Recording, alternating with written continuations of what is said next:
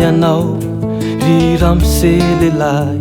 hataonao fanao hoe ny manenjikay ao Damasikosy ao ny fotoana tandremo hoe sao tafitoana izato ianao mitady rarà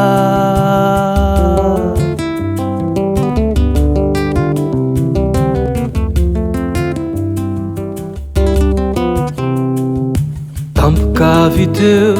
nisy hazavana be inzao nisy feo hoe ny antsoantso hoe Sauli mahatahory anao havelaony apôstôly fa izao nenjehinao de lavony anao la potraka amin'ny tany vonjeo ao zalahy fa ty vôra haraye maso tsy mahita izay ao vavita mahiratra ao fahiny vajambakehitry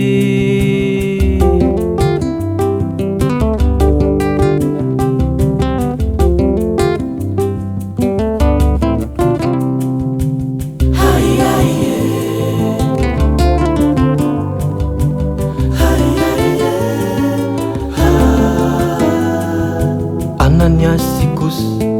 nahita fa hitana tsy maintsy ho totoso ny fahagagana mitsangany anao koa mandehana andeka zahao hoe ao an-tanàna tsamba iray atao hoe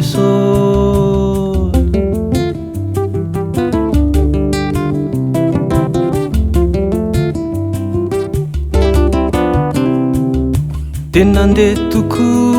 indray Ananiasy nahita ny Saoly eto nangasiasy fa metrahatana tsy misy andraso tokiratrondro nivoaka ny maso tanteraka teo ny famonjena na zavavoko izay nojereno de nihika mafy hoe halleluia hosana ka velona teo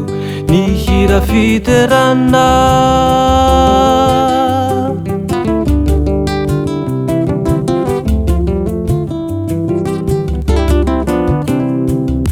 ka ny anarany novainy hoe Paoly fa izy kono mbanao apôstôly efa lasoy sy ny zavatra taloha aleo mba miova fa tsy maso inono iaho no ahatony zany mba tantarao falina viatrany de nitiky kely hoe tsaro vity Saoly taloha efa maty lery aoka hazava ny resaka Paoly amizao efa olombava